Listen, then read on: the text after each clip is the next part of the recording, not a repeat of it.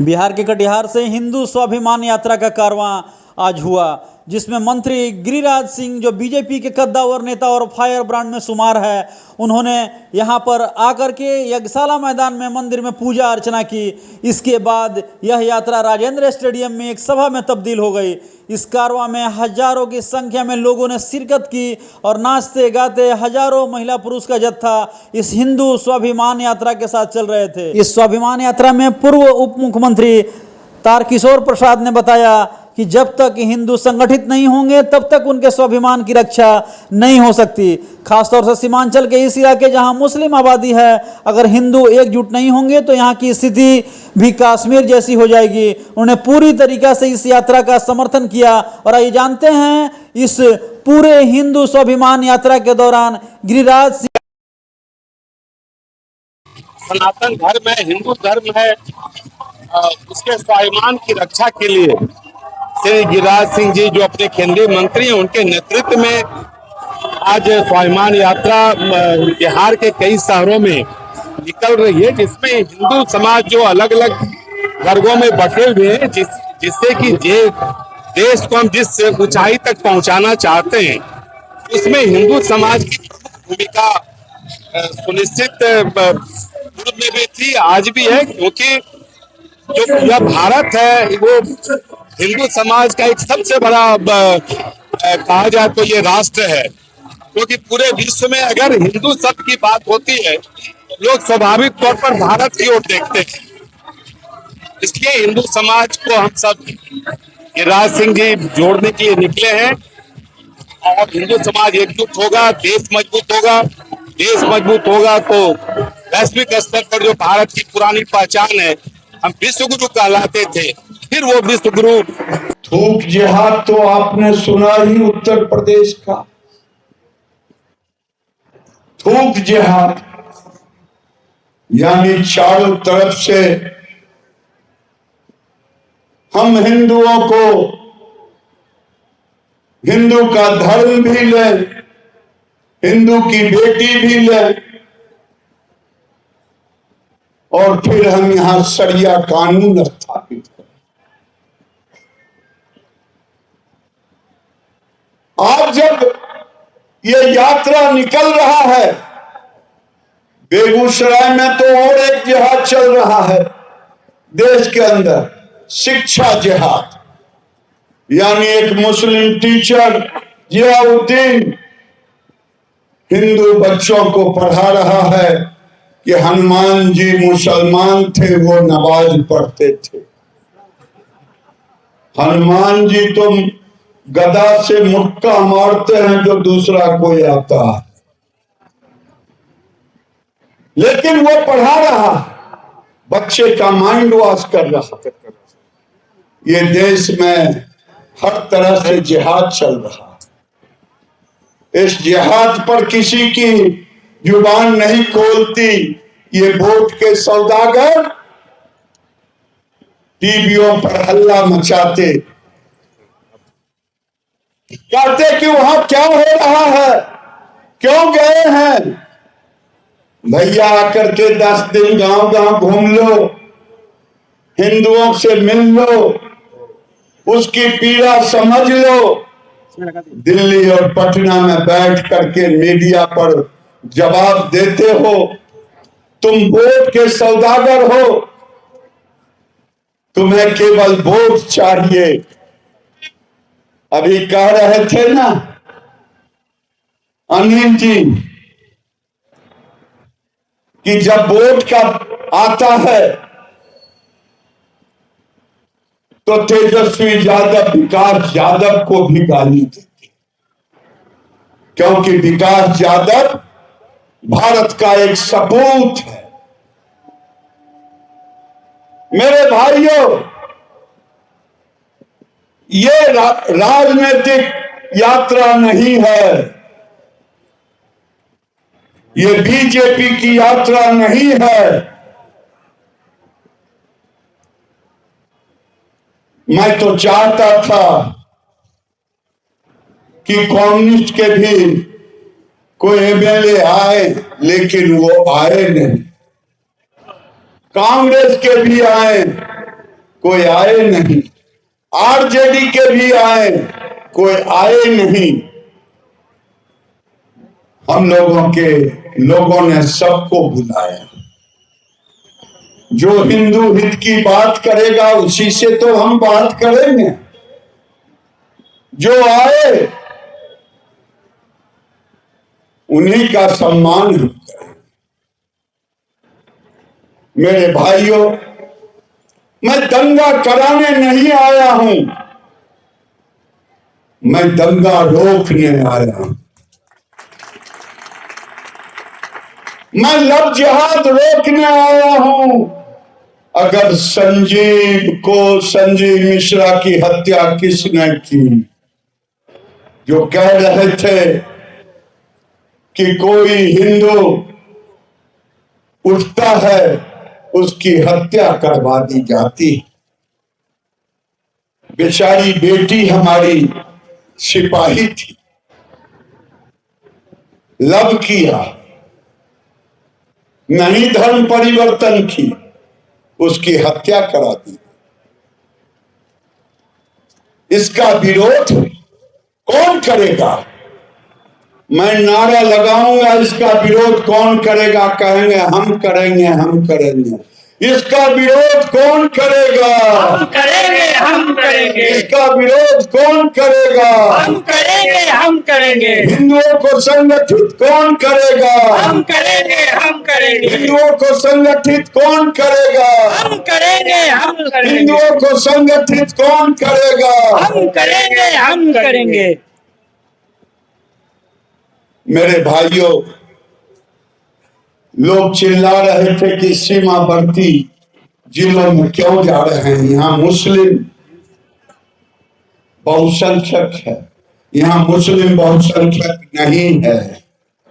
यहाँ अवैध घुसपैठिए बहुसंख्यक हैं जो बांग्लादेश से आए हैं और देशी मुसलमानों का हक छीन रहे हैं, हिंदुओं का हक छीन रहे हैं। अगर 1947 में देश का बंटवारा हुआ,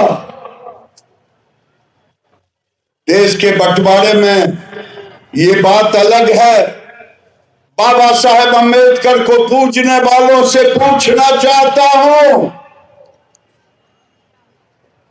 तुम्हारे जमीर कहां मर जाते हैं जब बाबा साहेब की युक्ति पढ़ते हो कि नेहरू ने कहा यह गलत हो रहा है, अगर बांटना ही है तो पूरे मुसलमान को पाकिस्तान भेजो और पूरे हिंदू को यहां लाओ भारत में।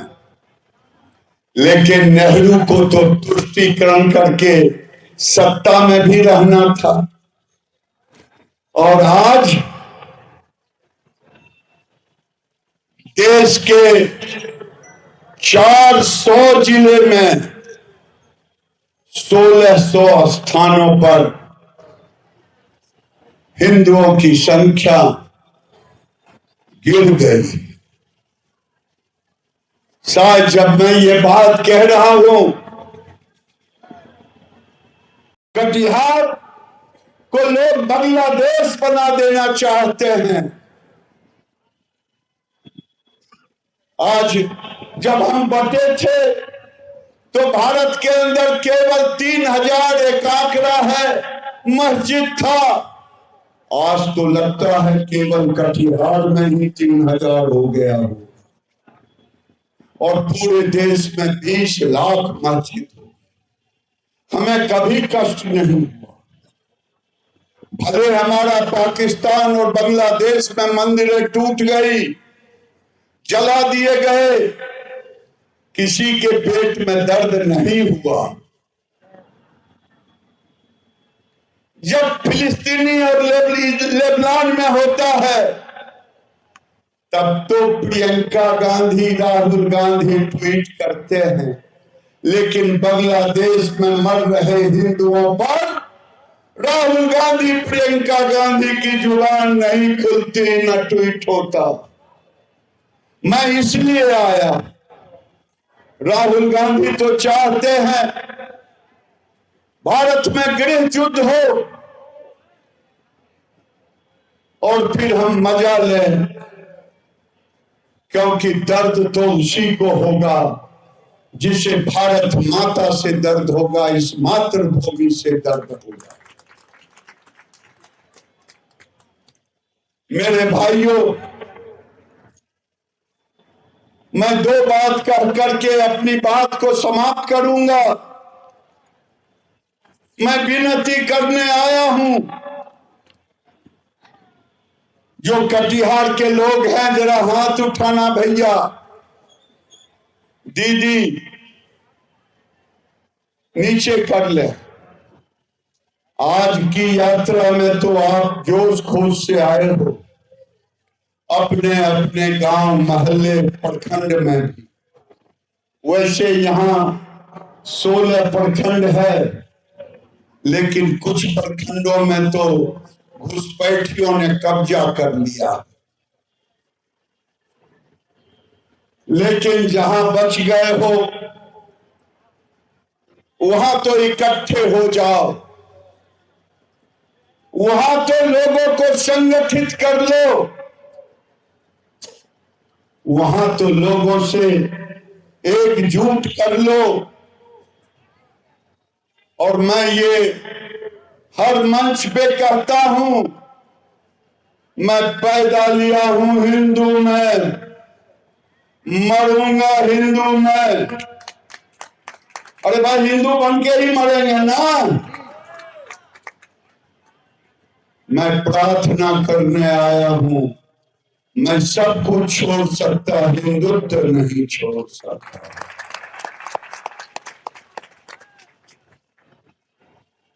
आज आपसे प्रार्थना कर रहा हूं कि हर इश्यू पर, हर चीज पे भारत माता के साथ रहना, भारत माता के संतान बन के रहना। अगर बटोगे तो कटोगे, ये नारा याद रखना। कुछ स्वार्थी लोग, कुछ जयचंद लोग, जिन्होंने मुगलों का साथ दिया था, आज भी जयचंद हैं, मुगलों का साथ देंगे। नकली मुगलों को साथ देंगे। याद रखना, धर्मो रक्षित रक्षिता, धर्म की रक्षा हम करेंगे, तुम करोगे, धर्म भी आपकी रक्षा करेगी। इसीलिए धर्म है भगवा ध्वज जो आप लहरा रहे हो। और जब मैं कहता हूं धन, धरती और धर्म, धन तो सुन ही लिए क्या होता है। धरती तो भाग के छोड़ना ना पड़े, भागना ना पड़े कश्मीर की तरह, बांग्लादेश हो ना पाए। और धर्म है बेटी। अगर धन, धरती और धर्म को बचाना है तो एकजुट रहना है। और जो देशी मुसलमान हैं, अगर वो आपके साथ कंधे में कंधे मिला के चलना चाहते हैं देश हित के लिए, उन्हें भी साथ लो। बोलो भारत माता की जय। आपने सुना ना, महाराज जी कह रहे थे हमारी सिपाही बेटी के साथ क्या हुआ। लव जिहाद यहां तेजी से चल रहा है। अब तो यहां एक जिहाद और चल रहा है। हमारी बेटी से प्यार करता, नहीं मानते धर्म परिवर्तन को तो हत्या कर दिया जाता। क्या इसका हम समर्थन करेंगे कि विरोध करेंगे? अब तो दूसरी लव जिहाद होगा। नाम रख लिया हिंदू की तरह और हिंदू बेटे उससे प्यार मोहब्बत कर लिया और फिर उन्हें धर्म परिवर्तन करने को मजबूर कर रहे हैं। ये पूरे देश में मुझे यहां पहली घटना सुनने को मिला। यानी लव जिहाद पहले बेटियों का होता था, केरल से शुरू हुआ। केरल में आवाज उठा क्रिश्चियन के द्वारा, हिंदुओं के द्वारा, और यहां तो लव जिहाद हर दिन हो रहा। दीपांकर स्वामी को सत सत नमन करता हूं। वो केवल हिंदुओं को एक करने के लिए, और मैं आपके सामने 2-3 बातें कहूंगा। मैं यहां आया कल से लेकर के आज तक हमें कई लोग मिले, उसमें कुछ मुस्लिम नौजवान मिलने आए। उन्होंने कहा कि मैं देशी यहां का भारतीय मुसलमान हूं। अब मेरी संख्या इस कटिहार में 20-25% बच गया है। मैं भी उसी पीड़ा में हूं जिस पीड़ा में यहां के हिंदू हैं। हमारी भी जमीन चली जा रही है, छीनी जा रही है। आपको मालूम है, मुझे बताया कि सुप्रीम कोर्ट ने आदेश दिया है